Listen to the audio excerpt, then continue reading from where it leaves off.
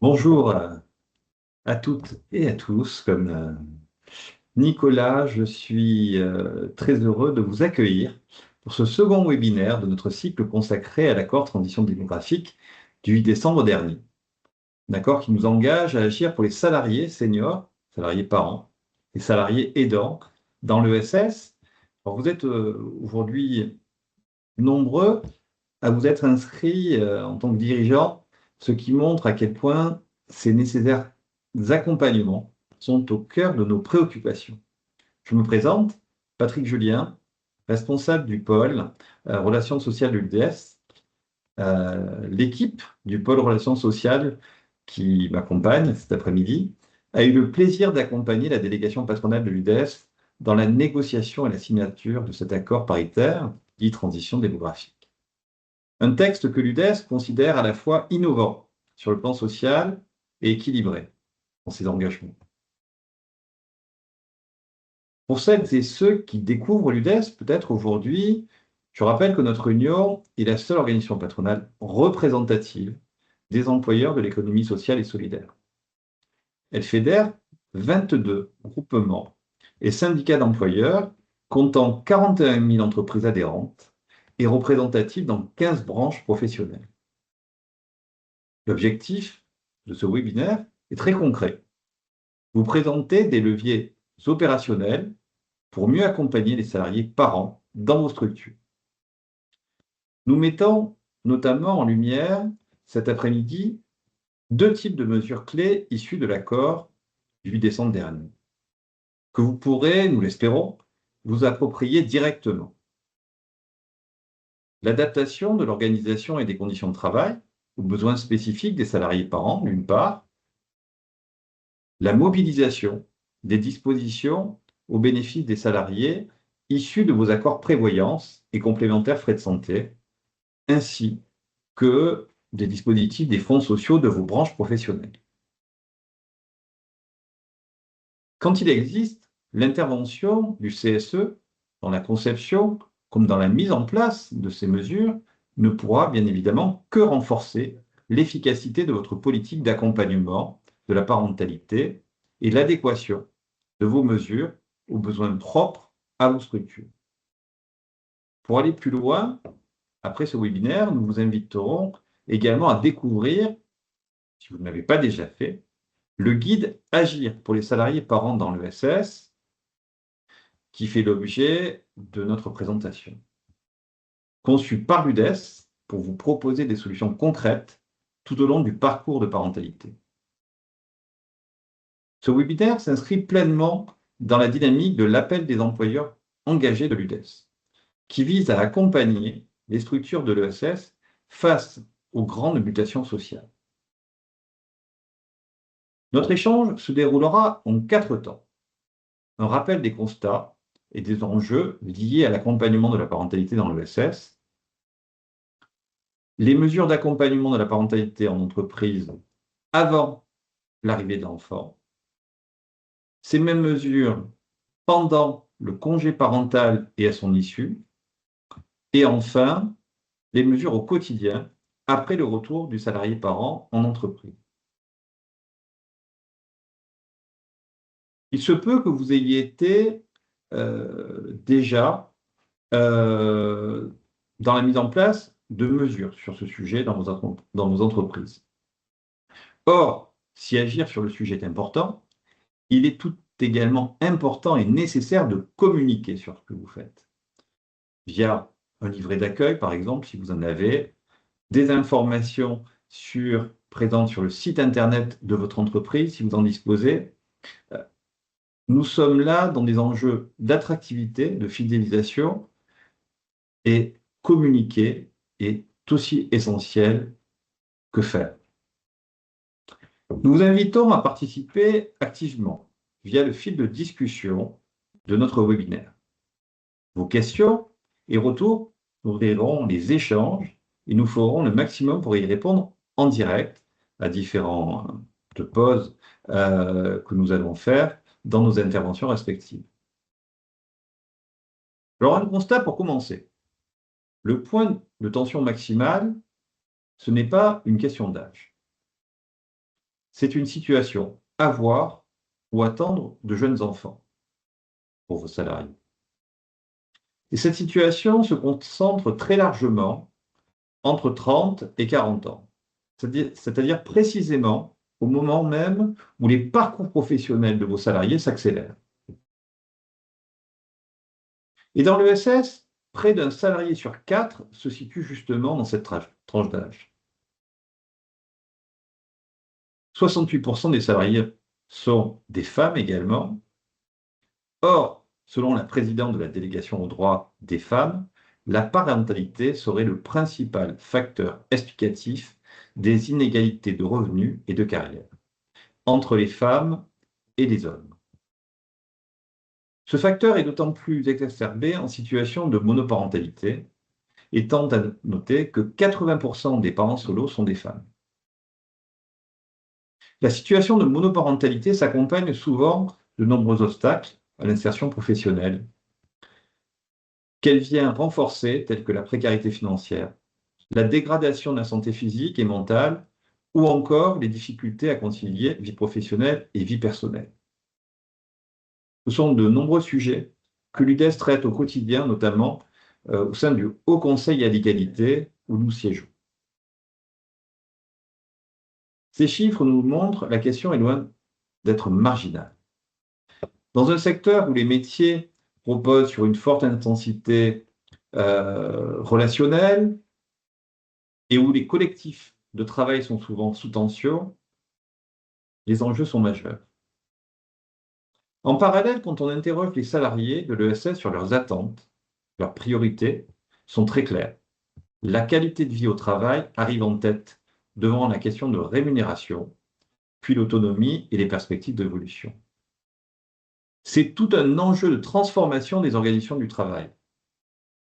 À l'heure où, d'une part, avec l'entrée en application à partir du 1er juillet 2026 du nouveau congé de naissance, le législateur pousse indirectement les employeurs à anticiper les absences, mieux organiser les remplacements, intégrer la parentalité dans les parcours professionnels. On passe d'une logique d'absence à gérer à un temps de vie à accompagner. D'autre part, l'augmentation du recours aux arrêts de travail imprévisibles interroge également les conditions de travail et l'exposition aux risques psychosociaux pour les salariés. Réduire l'absence au travail constitue un enjeu majeur pour nos entreprises, tant en termes d'organisation au quotidien que de santé au travail. Nous portons à l'UDES une conviction simple. Chaque salarié doit pouvoir être accueilli, accompagné et protégé tout au long de son parcours professionnel. C'est tout le sens de l'accord transition démographique. Pendant les plusieurs mois, au sein du groupe de dialogue social de l'ESS, nous avons débattu, confronté nos analyses et construit un texte partagé avec les organisations syndicales. 3 objectifs guidaient notre démarche: mieux prendre en compte la transition démographique, renforcer l'attractivité et la fidélisation des salariés et accompagner les branches dans leur politique sociale innovante. Cet accord se décline autour de 5 grands axes et c'est dans ce cadre que la question de la parentalité prend toute sa place. Je donne à présent la parole à Agathe Girard, juriste en droit social au sein de notre pôle, qui va vous expliquer plus en détail les enjeux concrets pour vos structures entourant la mise en place d'une politique d'accompagnement de la parentalité. Agathe, c'est à toi. Merci Patrick, bonjour à toutes et à tous. On voulait effectivement souligner 2 aspects parmi beaucoup qui peuvent avoir un impact dans votre structure lié à la prise en compte de la parentalité dans votre entreprise. Le premier part du constat que le taux d'absentéisme dans l'ESS atteint 5,8%, ce qui est supérieur à la moyenne de l'économie classique, et également lié au fait que 92% des salariés considèrent que l'équilibre entre la vie personnelle et professionnelle est une priorité. C'est pour ça qu'on voulait vous parler donc de la prévention de cet absentéisme au travail lié à la parentalité, ainsi que des potentiels leviers d'attractivité de talent et une fidélisation de vos salariés en entreprise. Concernant l'absentéisme, en effet, au niveau de l'ESS, les arrêts de travail sont plus fréquents et plus longs qu'ailleurs. On compte en moyenne 40,6 jours d'arrêt contre 39,6 dans le privé. On suppose notamment parmi les raisons de ces absences-là, l'intensité de la charge mentale et de l'implication que les métiers de l'ESS représentent pour les personnes, ce qui impacte nécessairement également la gestion de la vie familiale à la maison et qui peuvent potentiellement déséquilibrer ce rapport-là. On relève que beaucoup de femmes, notamment, en tout cas beaucoup de parents, souffrent d'un burn-out parental qui serait lié à cette difficulté à concilier le travail et la vie de famille. Cela peut avoir deux types de conséquences, des absences courtes, imprévisibles, par exemple liées à des problèmes de garde ou des enfants malades qui donc perturbent l'organisation du travail mais ne peuvent pas être anticipés, mais beaucoup plus dans la longueur, des arrêts de travail liés à l'épuisement qui pourraient peser sur les équipes et également sur la personne qui est atteinte. Donc, dans le but de prévenir ces situations-là et d'accompagner au mieux les salariés parents, il serait donc important et intéressant d'essayer de faire en sorte de réduire la potentielle charge mentale que ces personnes-là pourraient avoir dans le cadre de leur travail et dans la conciliation de leur temps de vie. Notamment, on peut retrouver l'instauration d'un cadre de travail flexible, donc avec un potentiel télétravail ponctuel lorsque la personne en a besoin, des horaires aménagés pour certains rendez-vous médicaux, des imprévus, des solutions de garde potentielles si vous en avez la possibilité de faire des partenariats. Donc, je pense notamment au secteur de la petite enfance, de l'ESS, donc qui pourrait potentiellement proposer voilà, des places en crèche, ce type de structure-là. Et également, donc, potentiellement essayer de sensibiliser les personnes qui sont dans la structure sur ces sujets-là. Parce qu'au-delà de l'absentéisme, la parentalité est un enjeu crucial d'attractivité et de conservation des talents de notre structure pour plusieurs raisons. Déjà parce que, comme je le disais, 92% des salariés font une préoccupation majeure. Et également, 38% des parents d'enfants de 10 ans et moins ont un sentiment d'être obligés de faire un compromis entre leur carrière professionnelle et l'investissement qu'ils souhaitent mettre dans leur travail et leur vie de famille.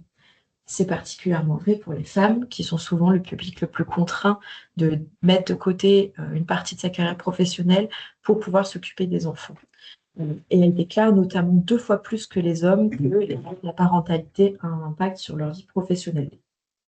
Dans l'ESS, où 67% des femmes sont salariées chez nous, c'est une perspective qui prend plus son sens. Pourquoi le prendre en compte dans votre structure? Tout simplement parce que ça peut contrer des difficultés de recrutement. Beaucoup de candidats, et particulièrement des jeunes parents ou des jeunes parents en devenir, privilégient des entreprises qui offrent cette flexibilité-là et qui s'intéressent à ce sujet. Et cela pourrait également limiter le turnover de salariés qui ne se retrouvent plus dans cet équilibre vie pro, vie perso et qui ont du mal à le concilier, qui choisissent donc de partir pour une entreprise plus adaptée à leurs besoins. Et également dans l'ESS, on prône une image d'employeur engagé, où on souhaite que nos valeurs d'entreprise se reflètent dans nos pratiques salariales et donc accompagner la parentalité est absolument essentiel et cohérent dans nos structures. Merci. Donc, merci beaucoup Agathe. Comme mes collègues ont pu le dire précédemment, on va analyser 2 types de mesures structurantes d'une politique d'accompagnement de la parentalité efficace dans le cadre de 3 temps que nous avons décelés au fil des négociations. Ces 3 temps pour la parentalité sont, comme cela a pu être évoqué plus tôt, avant l'arrivée de l'enfant, ensuite durant le congé parental et juste à son issue, et enfin accompagner la parentalité au quotidien après le retour de l'enfant, enfin après le retour du salarié parent dans la structure. Donc commençons tout d'abord par l'accompagnement de la parentalité en entreprise avant l'arrivée de l'enfant. La parentalité naissante peut parfois se manifester par des manifestations physiques plus ou moins perceptibles. On pense à la grossesse qui peut être décelée via certains changements physiques, mais ce n'est déjà pas toujours le cas pour la grossesse et surtout ce n'est pas le cas pour certaines autres voies d'accès à la parentalité. En effet, on ne peut pas déceler cela on ne peut pas déceler de manifestations physiques chez les salariés en parcours d'aide médicale à la procréation, qu'il s'agisse d'hommes ou de femmes. De même, on ne peut pas déceler cela chez les salariés qui sont dans des procédures d'adoption. Pourtant, dans chacun de ces cas-là, les salariés parents ont droit à des absences rémunérées pour les accompagner dans leur parentalité. De même, il y a des dispositifs légaux ou conventionnels pour aménager l'organisation du travail de ces salariés. Néanmoins, pour pouvoir bénéficier de ces droits, le salarié doit dévoiler sa situation de parentalité à son entreprise et la plupart du temps à son manager. Et c'est justement là le nœud condien, l'endroit le plus important. Le manager a un rôle très important à jouer dans une politique d'accompagnement de la parentalité efficace. Tout à fait, Nicolas. On souligne tout au long de l'accord l'importance de la formation des managers et de leur accompagnement des salariés tout au long de leur carrière, et particulièrement dans ce qui nous rejoint aujourd'hui dans la parentalité, dans la mise en place notamment d'une politique inclusive qui est complètement déterminante dans la confiance que les salariés accordent à leur entreprise, à leur manager, pour favoriser une communication ouverte et potentiellement anticiper des difficultés et aussi permettre aux salariés de se sentir pleinement inclus dans son collectif de travail, permettant de concilier une vie personnelle et professionnelle beaucoup plus équilibrée. On prône également le fait que le manager montre l'exemple sur ce type de pratique-là, et s'il le souhaite, évidemment, parler ouvertement de sa parentalité et avoir des pratiques favorisant la parentalité au travail. Par exemple, ne pas mettre des réunions à certaines horaires, favoriser des arrivées plus tardives le jour de rentrée scolaire notamment. On constate aujourd'hui que beaucoup de stéréotypes liés à la parentalité sont encore très présents, notamment un manque d'engagement, de motivation des parents, une fiabilité faible liée à des absences qui peuvent être de dernière minute. Et c'est en cela que le manager a également son rôle à jouer en essayant de déculpabiliser les personnes concernées, d'accueillir ces imprévus-là et d'avoir un dialogue avec leurs salariés. On sait que 4 femmes sur 10 se disent stressées à l'idée de déclarer une grossesse à leur employeur, à leur manager notamment en direct, et permettre de libérer la parole sur ces sujets-là est autant important pour le salarié que pour l'entreprise, pour lui permettre de se développer et de valoriser les compétences qui sont acquises dans ce cadre de parentalité-là.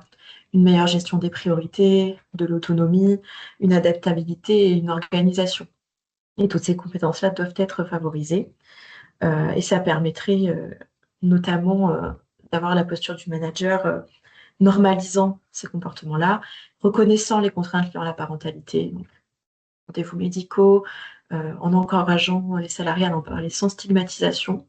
Et potentiellement, on reviendra plus tard sur certains de ces points, mais essayer d'adapter l'organisation du travail en favorisant le télétravail pour des situations urgentes, des horaires flexibles, tout en gardant évidemment la confidentialité pour instaurer un lien de confiance extrêmement important dans ces situations de vie personnelle. On a essayé, donc les négociateurs ont essayé plutôt tout au long de la négociation de l'accord du 8 décembre 2025, qui vous a été évoqué juste avant, de promouvoir ce dialogue-là aussi via le dialogue professionnel, donc entre les managers et les membres de leur équipe, pour mener une politique efficace. On estime que le manager doit prôner une figure de compréhension, être à l'écoute et également, s'il est lui-même parent, justement, l'exprimer sans aucune gêne, sans honte, et être au fait de tous les droits conventionnels et légaux qui sont prévus pour les salariés parents. Merci beaucoup, Agathe. Donc, le manager a un rôle fondamental à jouer et ce rôle commence dès le début de la parentalité, c'est-à-dire avant même l'arrivée de l'enfant. Il doit donc, le salarié doit être en confiance, se sentir suffisamment en confiance pour pouvoir aborder le sujet et ainsi pouvoir bénéficier des droits auxquels il est éligible. Notamment, comme j'ai pu le dire plus tôt, le droit aux absences rémunérées. Donc, Certaines sont relativement connues, notamment celle pour la salariée enceinte qui a le droit à une autorisation d'absence rémunérée pour chacun des examens médicaux obligatoires dans le cadre de sa grossesse. Pour la salariée engagée dans un parcours d'aide médicale à la procréation, qui elle aussi a le droit à une autorisation d'absence rémunérée pour chacun des actes médicaux nécessaires à son protocole d'aide médicale à la procréation, mais également des bénéficiaires auxquels on ne pense pas nécessairement. Et certains ont bénéficié récemment de ces autorisations d'absence rémunérée. Je pense notamment aux salariés engagés, les hommes cette fois-ci, dans le cadre d'aide médicale à la procréation pour lutter contre leur stérilité. Là encore, ils ont droit à une autorisation d'absence rémunérée pour chacun des actes médicaux nécessaires dans ce cadre. Je pense également aux salariés engagés dans un processus d'adoption, qui eux bénéficient de 5 autorisations d'absence rémunérées par procédure d'agrément. Enfin, pour les salariés enceintes, comme les salariés engagés dans les parcours de PMA ou d'AMP, leur conjoint, plus largement leur partenaire de vie, a le droit à 3 autorisations d'absence pour assister pour la femme enceinte aux examens médicaux obligatoires et pour leur partenaire de vie dans un protocole d'aide médicale à la procréation pour 3 actes médicaux nécessaires. Les nombres d'absences rémunérées indiqués ici sont des minimums. Il est donc possible de prévoir des nombres d'absences rémunérées plus élevés, notamment pour les partenaires de vie des salariés engagés dans des processus d'aide médicale à la procréation ou pour les partenaires de vie de salariés enceintes. Il y a donc le sujet des absences rémunérées, comme nous avons pu le voir, mais également le sujet de l'organisation du travail, qui peut être changé en amont de l'arrivée de l'enfant. L'accord du 8 décembre 2025, dont mes collègues ont pu vous parler, prévoit plusieurs choses à cet endroit, notamment d'abaisser le temps de travail à compter du 3e mois de grossesse, avec un maintien de la rémunération de la salariée si celle-ci en fait la demande. D'organiser un tuilage précédant ou suivant immédiatement la période de remplacement du salarié. Ainsi, on lutte contre la désorganisation du service et on diminue le stress des équipes et des salariés parents concernés. De même, l'accord propose d'adapter l'organisation du travail aux besoins des salariés parents, y compris à cette période-là, en vue notamment d'éviter les pics dans les transports en commun. Certaines branches de l'ESS ont des dispositifs d'accompagnement de la parentalité avant l'arrivée de l'enfant. Je citerai ici 2 branches de l'ESS. La branche des acteurs du lien social et familial, ALISPA, qui prévoit quant à elle une diminution du temps de travail pour la salariée enceinte à compter du 61e jour de grossesse, une diminution du temps de travail journalier de 10% sans perte de salaire, avec accord écrit des 2 parties. De son côté, la branche des métiers de l'éducation, de la culture, des loisirs et de l'animation, agissant pour l'utilité sociale et environnementale au service des territoires, aussi connue sous le nom de la branche ECLA, prévoit quant à elle, à partir du 121e jour de grossesse, une diminution quotidienne de la durée du travail d'1 heure. Voici donc les mesures possibles à mettre en place, en tout cas un inventaire non exhaustif des mesures possibles à mettre en place à ce stade de la parentalité. Avez-vous des questions? N'hésitez pas si vous avez des questions au fur et à mesure, on prendra le temps entre chaque section de répondre à des questions et également à la fin de cette présentation.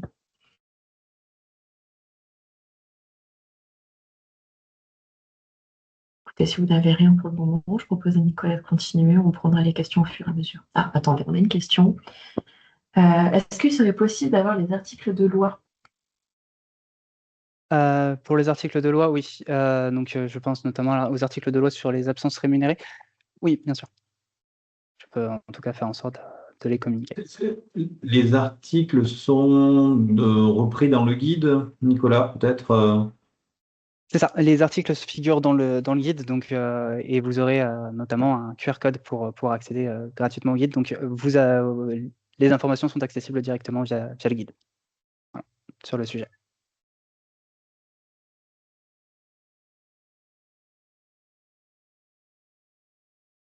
Donc, abordons maintenant le second temps de la parentalité.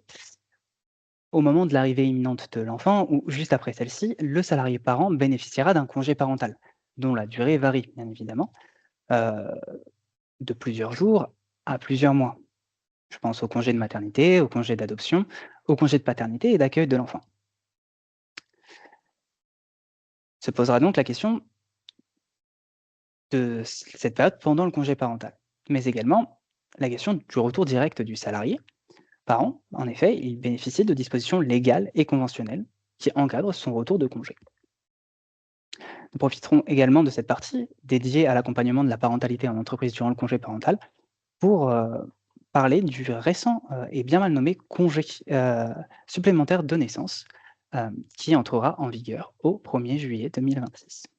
Tout d'abord, parlons de la période pendant le congé parental. 3 questions ont été choisies, 3 points sur lesquels nous voulions braquer les projecteurs. Tout d'abord, la question du maintien du lien. En effet, une absence longue hors de l'entreprise peut stresser le ou la salariée parent. À titre d'illustration, 93% des salariés en arrêt de travail long estiment important de conserver un lien avec l'environnement professionnel, donc que ce soit l'entreprise directement ou les collègues. De son côté, l'entreprise pourrait être tentée de tenir au courant le salarié de l'actualité. En ce point, nous ne saurions que vous recommander de faire preuve de mesure et de prudence. Tout d'abord, l'accord et le consentement, et même la demande expresse du salarié, est fondamentale.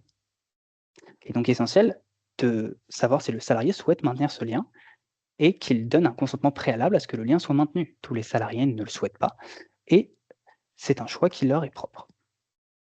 Il est important de noter que la loi n'interdit pas de garder le contact avec un salarié en congé. Bien évidemment, il est interdit de lui demander de travailler pendant ses congés, mais rien n'empêche de maintenir un lien. Néanmoins, ici, il y a des bornes. Le respect de la vie privée et, bien évidemment, l'interdiction des harcèlements, donc des attitudes harcelantes. En effet, un employeur trop intrusif pourrait porter atteinte à la vie privée de son salarié ou adopter une attitude harcelante à son égard, ce qui, en plus de nuire à la santé physique ou mentale du salarié, pourrait être en mesure de fonder des actions au civil, voire au pénal à l'encontre de l'entreprise. Ainsi, un maintien du lien peut être possible, peut-être même être souhaitable si le salarié en fait la demande. Il n'est pas interdit, mais il faut faire preuve de mesure. Se pose la question d'un deuxième maintien, celui du maintien de salaire. Là, c'est principalement les dispositions conventionnelles qui jouent.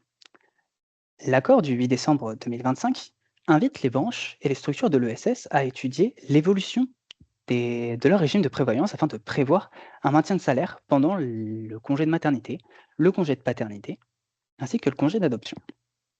Sur ce point-là, à titre d'exemple, la branche éclat, à partir de 6 mois d'ancienneté pour le salarié ou la salariée, prévoit un maintien total du salaire pendant la durée légale du congé de maternité, un maintien total du salaire net pendant la durée légale du congé d'adoption et un maintien du salaire net dans la limite du plafond de la sécurité sociale pendant la durée légale du congé de paternité. Il s'agit également, donc pendant la période de congé, nous avons vu le maintien du lien, le maintien de salaire, se pose également la question de la durée du congé.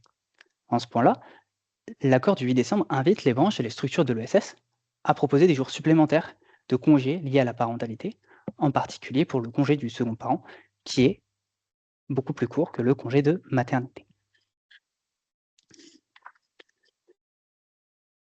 Nous avons vu la période pendant le congé, se pose maintenant la question du retour du salarié au sein de l'entreprise, son retour direct. Tout d'abord, un point important à évoquer, et qui est souvent oublié au sein des structures. Une salariée au retour de son congé de maternité, tout comme des salariés au retour de leur congé d'adoption, doivent bénéficier d'un rattrapage salarial. En principe, celui-ci prend la forme d'une majoration de la rémunération du salarié, fruit des augmentations générales ayant eu cours dans l'entreprise pendant son congé, ainsi que de la moyenne des augmentations individuelles perçues par les salariés, par ses collègues qui sont dans la même catégorie professionnelle que lui, ou, s'il n'y a pas d'autres salariés dans la même catégorie professionnelle que lui, de la moyenne des augmentations individuelles perçues au sein de l'entreprise par les salariés durant le congé du salarié parent. Le point qui est donné ici est un principe. En effet, c'est ce que la loi pose. Des accords d'entreprise ou des accords de branche peuvent prévoir des modalités de calcul différentes. Mais ces modalités de calcul ne trouveront à s'appliquer que si elles sont plus favorables que ce que prévoit la loi. Il y a eu donc le sujet du rattrapage salarial, qui est une obligation légale. L'accord du 8 décembre 2025 propose, selon des modalités adaptées au secteur, à vos secteurs, d'envisager une possibilité de faire un rattrapage salarial à l'issue du congé parental d'éducation. En effet, le rattrapage salarial n'est prévu que pour le congé de maternité et le congé d'adoption. Il pourrait donc être envisageable de l'étendre au congé parental d'éducation.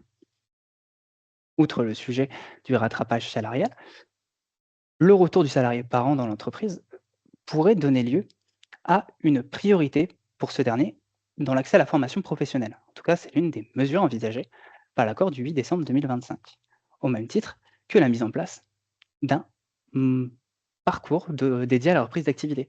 Ce parcours qui pourrait, par exemple, prendre la forme d'un temps partiel jeune parent à hauteur de 80%, avec un maintien total du salaire, ou à défaut, si cela n'est pas possible, un maintien des cotisations retraite à 100%.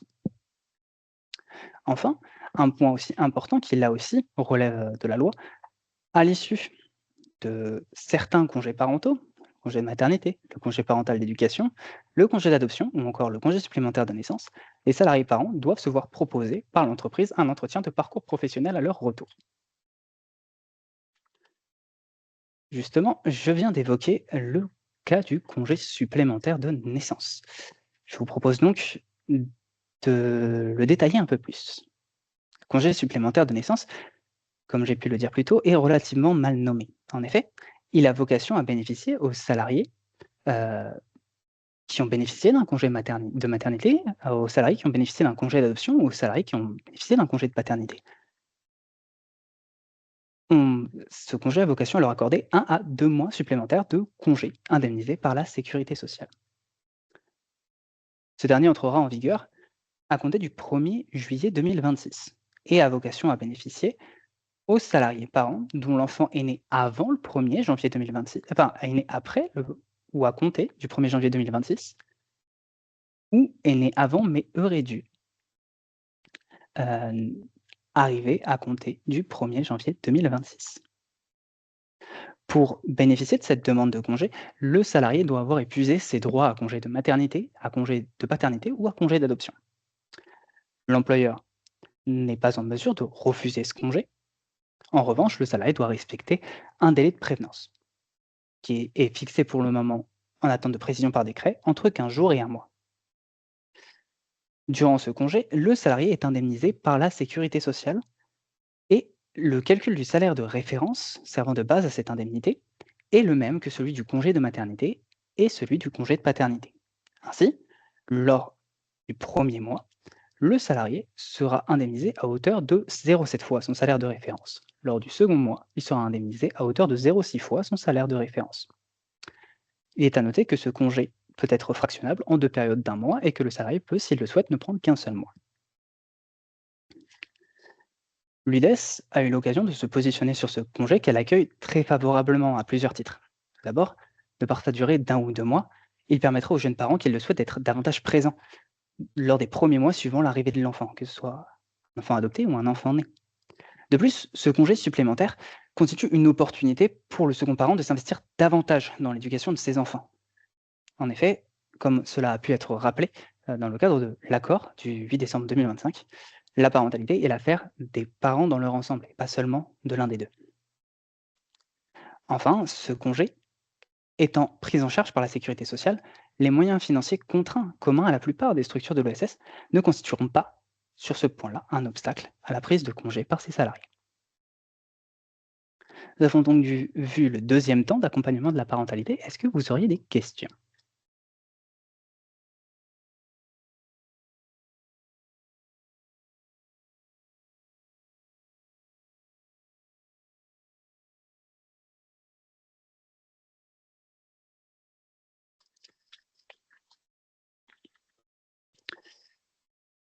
Je vais donc procéder à l'étude du troisième et dernier temps de la parentalité. Une fois le salarié de retour dans l'entreprise, après l'arrivée de l'enfant, nous entrons du coup dans cet ultime temps d'accompagnement de la parentalité. Dans le cadre de ce dernier, nous vous proposons d'aborder quelques mesures d'adaptation de l'organisation du travail aux besoins particuliers de cette population, Et nous vous proposons également d'aborder dans un second temps la mobilisation de dispositions existantes au sein de vos contrats de prévoyance ou de mutuelle, ainsi qu'au sein des fonds sociaux de vos branches qui peuvent bénéficier aux salariés par an. Tout d'abord, parlons de l'adaptation de l'organisation du travail et de l'organisation de l'entreprise en général. Cette adaptation peut avoir lieu au temps et au lieu du travail, comme hors temps et lieu de travail. Pour ce qui est de l'adaptation au temps et au lieu du travail, je pense que les parents le savent et même la plupart des personnes le savent en général, être parent, a fortiori jeune parent, implique des impératifs parentaux qui peuvent parfois entrer en tension avec l'organisation normale de votre structure. Ainsi, afin de ménager la charge mentale de ces salariés et dans le même temps leur santé physique et mentale, les négociateurs de l'accord du 8 décembre 2025 proposent diverses mesures à destination des structures de l'ESS. Par exemple, faciliter le recours au télétravail, étant entendu qu'il ne doit pas s'agir là d'un mode alternatif de garde d'enfants, mais un moyen, le cas échéant, pour le salarié parent de pallier à une urgence imprévisible. Également, comme a pu l'évoquer Agathe plus tôt, la question d'aménager les horaires et la journée de travail des salariés parents à l'approche pendant les périodes de rentrée scolaire et pendant les périodes de réunion pédagogique parents-professeurs, afin qu'ils puissent être tout à la fois salariés et parents. Ces deux mesures peuvent s'avérer efficaces pour préserver et fidéliser les salariés parents au sein de vos structures et ne sont pas à l'origine de coûts supplémentaires pour ces dernières. Elles sont donc assez intéressantes. L'adaptation peut également avoir lieu, comme dit plus tôt, hors temps et lieu de travail. Ici, nous faisons référence aux jours de congés parentaux en lien avec la maladie de l'enfant. La loi ne vient fixer sur ces points-là qu'un minimum. Il est donc possible d'y déroger plus favorablement. Tout d'abord, nous allons aborder ici deux congés. Le congé pour enfant malade et le congé pour l'annonce de la survenue d'un handicap, d'une pathologie chronique nécessitant un apprentissage thérapeutique ou d'un cancer chez l'enfant. Dans le cadre du congé pour enfant malade, celui-ci est ouvert à tout salarié parent ayant à sa charge un enfant de moins de 16 ans. Il est de 3 jours ouvrables par année civile et est porté à 5 jours ouvrables par année civile si l'enfant a moins d'1 an ou si le salarié a à sa charge au moins 3 enfants de moins de 16 ans. Ce congé-là, selon la loi, n'est pas rémunéré. Il y a donc du coup le congé également pour l'annonce de la survenue d'un handicap, d'une pathologie chronique ou d'un cancer chez l'enfant. Ce congé-là est ouvert à tout salarié dont l'enfant est confronté à un handicap, une pathologie chronique ou à un cancer, au moment de la survenance, de l'annonce de cette maladie ou de ce handicap. Ce congé-là est de 5 jours ouvrables et à l'inverse du congé pour enfant malade, il est rémunéré. L'accord du 8 décembre 2025 invite les branches et les structures de l'ESS à augmenter la durée de ces congés et, le cas échéant, s'ils ne le sont pas, comme c'est le cas pour le congé enfant malade, de les rémunérer. Sur ce point-là, à titre d'illustration, la branche ALISPA prévoit 10 jours ouvrés de congés pour enfants malades, soit 2 fois plus que le légal, et prévoit également de les rémunérer. De son côté, la branche ECLA prévoit 12 jours qui peuvent être pris en période de 3 jours maximum, en cas de maladie chez l'enfant de moins de 16 ans, mais également en cas d'handicap nécessitant un suivi et des soins pour un enfant de moins de 18 ans. Il est donc intéressant d'envisager plus de jours de congés parentaux au bénéfice des salariés parents dans ces cadres précis, mais également, il est intéressant de faciliter la prise de congés pour pallier les difficultés imprévisibles inhérentes à la parentalité. Dans ce cadre-là, l'accord du 8 décembre 2025 propose de faciliter la prise de jours de congé, la prise de RTT ou la prise de jours épargnés dans un compte épargne-temps, s'il existe au sein de votre structure, pour accompagner la parentalité, en permettant ainsi aux salariés parents de faire face à des besoins ponctuels et ou imprévisibles en matière de garde d'enfants notamment. Il y a donc une possibilité pour vous d'adapter les conditions de travail ainsi que permettre aux salariés parents de bénéficier de davantage de congés pour assumer les imprévisibilités inhérentes à la parentalité. Mais il y a également la possibilité de mobiliser des dispositions qui existent déjà au sein de vos contrats de prévoyance, au sein de vos contrats de mutuelle et au sein des fonds sociaux de vos branches. Ainsi, il peut être intéressant de regarder ce que vos contrats de prévoyance et de mutuelle prévoient. Parce que, comme dit plus tôt par Patrick, il est important de faire des mesures d'accompagnement de la parentalité. Agathe a pu détailler pourquoi. Mais il est aussi intéressant de publiciser ce qui se fait déjà pour que les salariés parents puissent les utiliser. Ainsi, peut-être que vos contrats de prévoyance et de mutuelle prévoient déjà une couverture étendue aux familles recomposées, un remboursement accru pour les soins optiques et dentaires, notamment assez important au moment de l'adolescence ou pour les enfants en bas âge. Ou peuvent même prévoir, dans le cadre des contrats de prévoyance, un maintien conventionnel du salaire, ce qui permet, en cas d'arrêt long, ce qui permet ainsi aux salariés parents de ne pas subir une diminution des ressources de son foyer qui pourrait impacter ses enfants.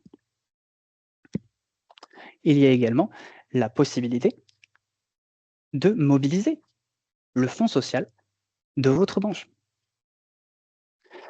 Sur ce point-là, l'accord du 8 décembre 2025 invite les branches de l'ESS à porter, dans le cadre des dispositifs de haut degré de solidarité ou des degrés de solidarité élevés, une attention particulière aux familles monoparentales et aux familles confrontées à des événements familiaux difficiles, le tout en prenant en compte le niveau de ressources de ces foyers. Nous ne saurions que vous recommander de prendre connaissance de manière un peu plus approfondie des prestations déjà proposées par vos fonds de solidarité. Vous ne les connaissez peut-être pas et il est même possible que votre salarié ne sache pas qu'un fonds social existe au sein de votre branche ou, si tant est qu'il le sache, il n'est peut-être pas en mesure de savoir les prestations qu'il fournit et ainsi il pourrait passer à côté de prestations qui pourraient, auxquelles il aurait droit. À titre d'illustration, voici, quelques petites, quelques prestations proposées par le Fonds de solidarité de la branche ALISPA. Par exemple, ce fonds prévoit une aide financière de 400 € pour le soutien scolaire qui est ouverte aux familles monoparentales sous condition de ressources. Elle propose également un dispositif de soutien psychologique pour les salariés de la branche, comme nous avons pu l'aborder. La parentalité peut être source d'une charge mentale importante, comme les métiers dans l'ESS en général, et le cumul des deux peut amener à une surcharge. C'est pour ça qu'un soutien psychologique est totalement le bienvenu à destination des salariés dans leur globalité et des salariés parents en particulier. De même, ce fonds de solidarité prévoit une aide pour les salariés aidants qui s'élève à 2 000 € sous condition de ressources. Là encore, on peut être aidant d'un ascendant, mais également d'un enfant en situation de handicap. Voilà, nous avons fait le tour de ce 3e temps de la parentalité. Est-ce que vous avez des questions? Je relève un complément dans le chat d'information que je voulais vous lire pour information. La CAF propose également un congé proche aidant qui pourrait être pertinent dans ce cadre-là, ainsi qu'un accompagnement à domicile par les associations de l'ESS en cas de handicap de l'enfant. Merci beaucoup pour ce complément et je vous invite à regarder dans le kit aidant. Vous trouverez tout un catalogue de partenaires et d'interlocuteurs pertinents pour vous aiguiller sur ces démarches. Sur les questions. Donc nous nous approchons doucement, lentement mais sûrement de la fin de ce webinaire. Avant de faire un ultime temps de questions, si vous en avez, et ensuite de conclure, nous souhaiterions revenir sur les 3 guides que l'IDES a rédigés dans le cadre de cet accord du 8 décembre 2025. En effet, ces guides se basent sur l'accord et sur 3 éléments, 3 problématiques, 3 axes clés de l'accord, à savoir la problématique des salariés aidants, la problématique des salariés seniors et la problématique des salariés parents. Ce guide a eu pour vocation d'approfondir les concepts abordés dans le cadre de cet accord, de ces négociations, et également de les contextualiser davantage. Donc, je vous prie de trouver sur cette slide donc du coup les sommaires, les points clés de ces différents guides. Donc pour les salariés aidants, vous avez donc du coup les profils à diversité de situation, les rôles des entreprises de l'ESS dans le cadre de la saisine de cette problématique, les congés applicables, comme cela a pu être relevé dans le chat, il y a le guide aidant aborde le sujet des congés applicables aux salariés aidants, ainsi que les principales aides financières pour les salariés aidants et pour les salariés aidés. Il y a également le guide salarié senior. Je ne vais pas détailler l'ensemble des sommaires des guides salariés seniors et parentalité. Pour en savoir un peu plus sur le guide salarié senior, outre le guide lui-même, bien évidemment, je ne peux que vous renvoyer au webinaire que nous avons fait sur cette thématique le mois dernier. Et bien évidemment, du coup, le guide de parentalité. Les guides sont accessibles directement en scannant ce QR code si vous le souhaitez. Et comme cela a pu être évoqué par Agathe et par Patrick, les fondements légaux des points que j'ai pu aborder dans le cadre de ce webinaire, que nous avons pu aborder, sont détaillés dans le guide dans le guide sur la parentalité. Nous abordons maintenant l'ultime temps de questions avant la clôture de ce webinaire. Est-ce que vous auriez des questions? Alors, des questions ou peut-être des témoignages de ce que vous mettez déjà en pratique ou ce que vous avez envisagé de mettre en pratique dans vos structures aussi, hein. N'hésitez pas à enrichir les propositions que Nicolas a pu vous présenter à l'instant.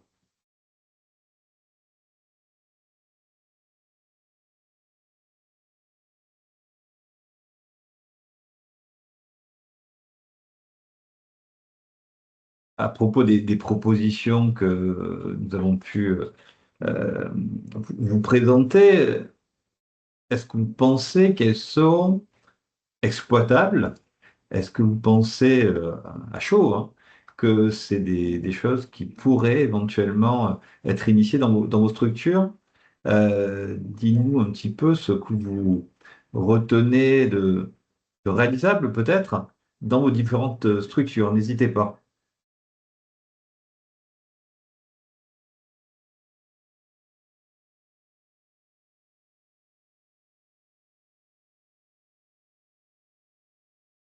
Je viens de voir concernant la question sur le QR code, je vais vous envoyer le lien, je vais vous mettre dans le chat le lien vers le guide.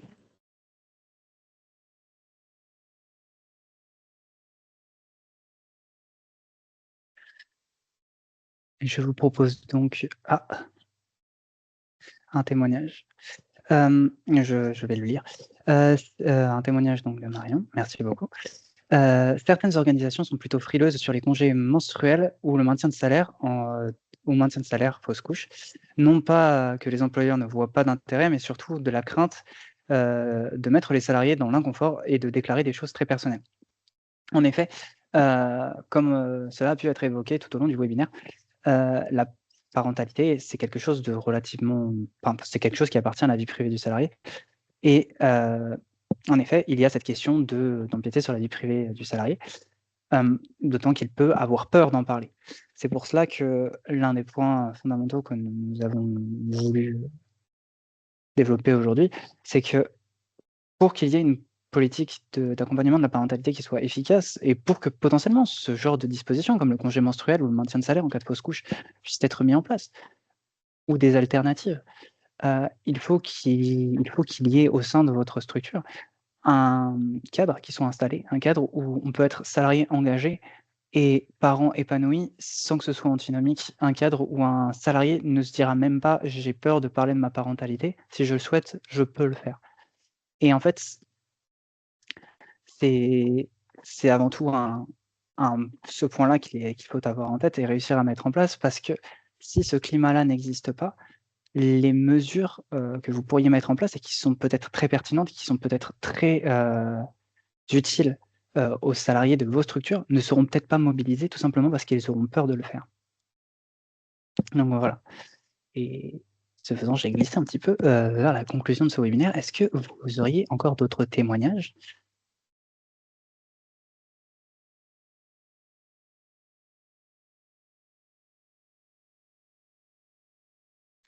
Je vais, entamer, la conclusion de ce webinaire et je vous remercie encore une fois pour ce témoignage. Donc, comme nous avons pu le voir, il existe un large panel d'actions possibles pour accompagner la parentalité au sein des structures de l'ESS. Encore une fois, cet accompagnement commence avant même que l'enfant arrive. C'est une étape qui est très importante dans la vie du salarié, une étape qui va bouleverser son équilibre et l'amener à développer une charge mentale importante, fruit notamment de ces tensions entre ses devoirs de salarié et ses devoirs de parent. Or, et j'espère que nous avons réussi à communiquer cela au sein de ce webinaire, la parentalité ne doit pas être vue comme une contrainte, loin s'en faut. Elle peut permettre aux salariés parents de s'épanouir en tant que parents. En créant un cadre propice au sein de votre structure, un cadre où être parent épanoui et salarié engagé n'est pas antinomique, vous permettrez que l'épanouissement des salariés parents bénéficie à votre structure. Si vous souhaitez aller plus loin sur la thématique de l'accompagnement de la parentalité, je ne peux que vous recommander le guide d'accompagnement de la parentalité qu'Agathe a gentiment mis dans le chat de ce webinaire. Il aborde plus en détail certains points que nous avons évoqués et aborde même des points que nous n'avons pas pu évoquer dans le cadre de ce webinaire, faute de temps, notamment les congés parentaux tels que le congé de présence parentale ou le congé parental d'éducation. Donc, nous vous renvoyons vers le guide. Un autre point important, prendre des mesures, c'est important en matière d'accompagnement de la parentalité. Nous avons pu les détailler pourquoi.